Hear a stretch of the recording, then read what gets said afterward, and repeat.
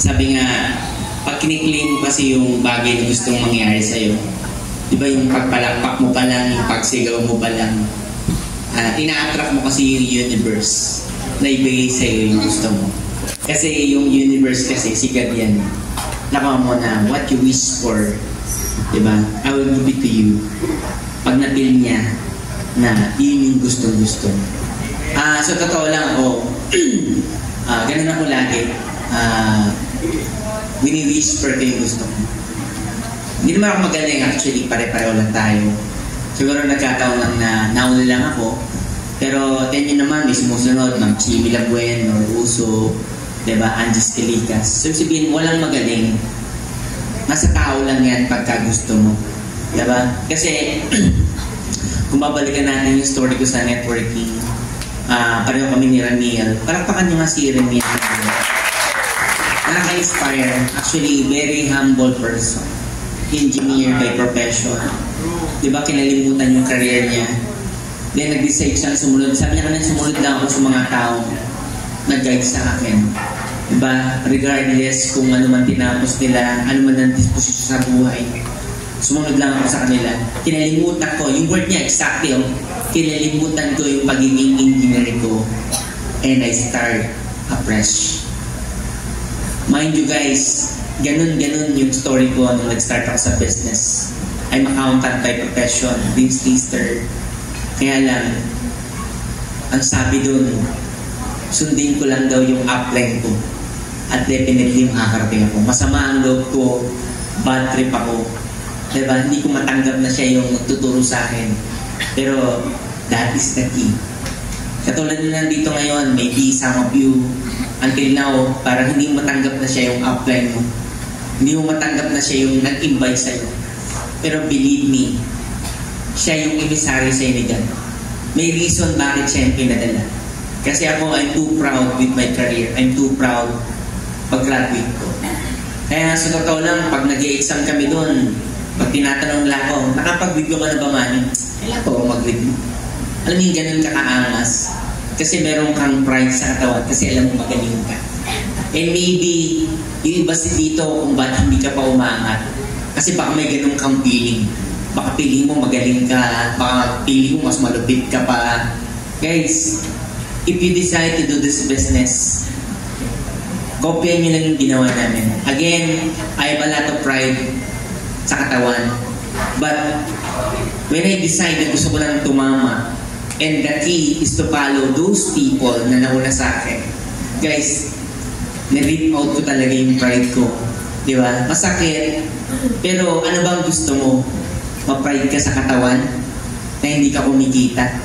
Ma-pride ka sa katawan na sinasamahan ka ng upline mo pero hindi ka naman nakikinig. Tapos tatanungin mo sa akin, bakit wala kang resulta? Bakit maliit ang checking mo? Bakit may mas kumita pa? And sa totoo lang, nakaka-proud pang isang tao dito, si Ma'am Jean Iradiel. Palakpakan niya. For a couple of years, she don't know what to do. Right? Hindi niya alam gagawin niya. Sunod lang siya ng sunod kay Angie. And gawa siya ng gawa ng content niya na hindi niya alam kung may papansin o hindi. Hindi niya alam kung magkakaroon ng resulta hindi. But maybe in her mind, sabi niya, hindi, basta gagawa lang ako. Kasi alam ko, ito yung tama na later on na pwede makatulong sa akin. Nagulat ako actually. Diba? Maaaring mas marami pang magaling kay Jean Iradiel, pero look what happened. Diba? Tama ba? So ano yung point ko? Hindi pinag-uusapan dito anong pinag-aralan mo, anong tinapos mo, anong disposition sa buhay. Kasi pag gusto mong tumama, lalo't yung business na gagawin mo, ito, maniwala ka sa akin, di ba? Sundan mo lang yung sistema. Kasi proven and tested na yan. Ako, hindi ako magaling, pero sinunod ko lang din yung upline ko. Hanggang ngayon, kung hindi man kami magkasama ng upline ko, yung gratefulness ko sa tao na to, talagang to the root talaga. Although, maraming beses na hindi kami magkasundo. Kasi syempre nga, di ba, kontrapelo kami. Pero alam mo, yung mga sinasabi sa akin tama talaga.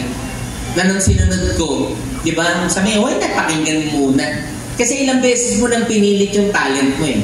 Ilang beses mo nang pinilit yung galing mo. Di ba? Ilang beses mo nang pinilit na piling mo mas magaling ka. Di ba? Look what happened, lalo kang tumatagal.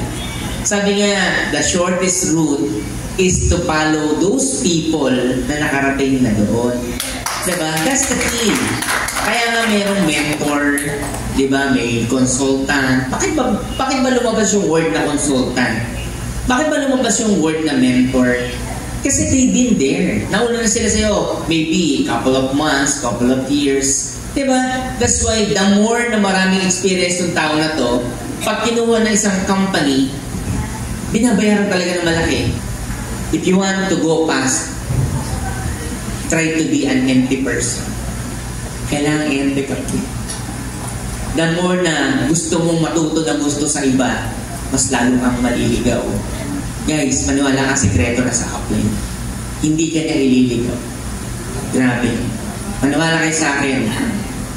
May solusyon sa ginagawa niyo. Ang solusyon, nandyan yung upline niyo. Huwag ka na magpakabida. Promise, yung nagiging bida, nawawalan ng eksena. Tama na munang maging extra ka. Kasi pag sikat, yung artista sinusundan mo, sasabihin sa'yo, ikaw ba yung extra ni Manny? Ikaw ba yung extra nito? Hindi ka pa sikat, sasabihin mo, oo, ako yun. Kalahating milyon siya, 100,000. Paano later mo, nag 5 million siya, nag-1 million ka. Okay lang ba? Extra ka ulit? 1 million per month ka? Ano sinasabi ko?